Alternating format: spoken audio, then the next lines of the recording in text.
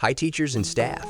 Let's walk through how to create a new course in the staff portal. It's simple. First, head to the navigation menu and click on Courses. This shows all the courses you've made so far. I'll cover the table in a bit, but for now, click Create. The course creation process includes 5 main steps. Let's dive into the first one. In the course description, start by clicking Add Course Image, or dragging a file into it to upload an image that represents your course. Next, provide a course title and assign it to a subject. Curious what course subject means? This works like a filter or tag to organize your course content. For example, I'm creating guitar courses from beginner to advanced. I'll group them all under the guitar subject. This way, clients can easily browse available courses by filtering them by subject. Now let's tag this under the guitar subject. Now let's add the course description. If you set the course as free, clients won't have to pay to enroll, making it a great way to offer trial courses to potential enrollees. Taster courses offer an extended preview of the full experience, but come with a price. They're perfect for clients who are interested but not quite ready to commit to the entire course, while regular deliver the complete learning experience. Let's go with the free option for this tutorial. Now it's time to assign a teachers. Let's select from the drop-down menu. Then let's choose the course type.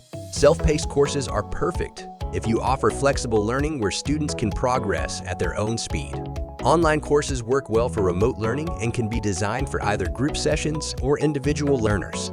A great example might be a language learning course. Lastly, in-person courses involve direct interaction between teachers and students, which can be structured for one-on-one or group settings as well. Think of a pottery class or singing course. For this, let's pick in-person individual course. After that, let's specify where the lessons will be held. Use the toggles for preferred classrooms and special equipment if the course has particular requirements. Once complete, click Save and Next to proceed. We'll be taken to Scheduling section. Choose between dynamic scheduling or fixed scheduling. Fixed scheduling is more like a traditional school timetable. The dates and times are locked in advance and everyone sticks to them. You will set the time and date if you pick this route. On the other hand, dynamic scheduling allows for flexible course sessions without fixed dates or times, but students must book each lesson within a set time frame. It's ideal for personalized lessons where schedules may vary. Let's pick dynamic scheduling and fill in key details like number of sessions, duration, frequency, and minimum advance booking period.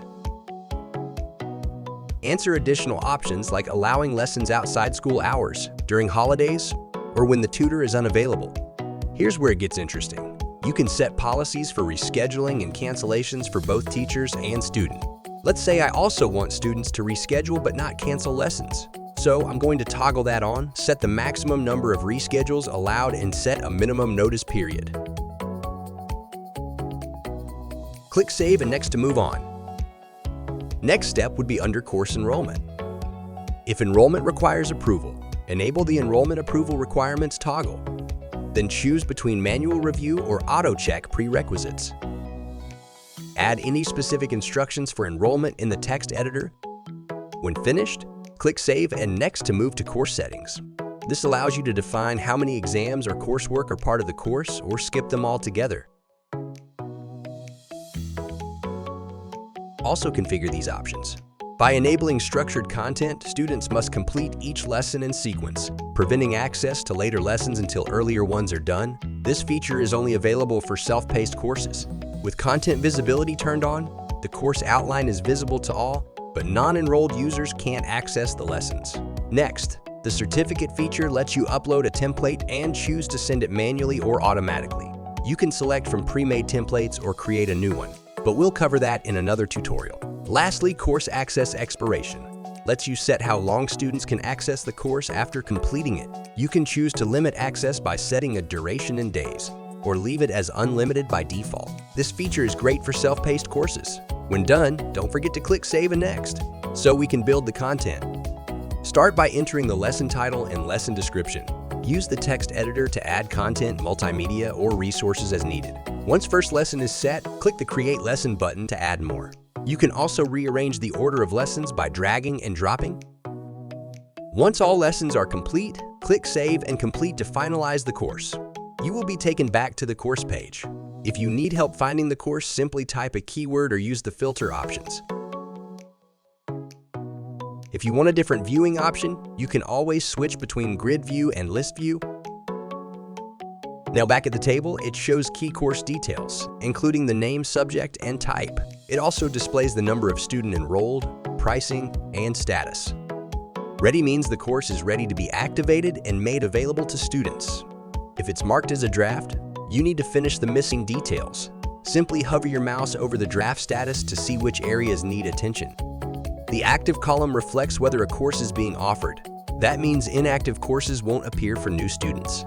The visibility column controls who can see the course. Green means it's visible to everyone, while invisible limits access to two groups: currently enrolled students and those you share the link with. This is perfect for personalized courses designed for a single student.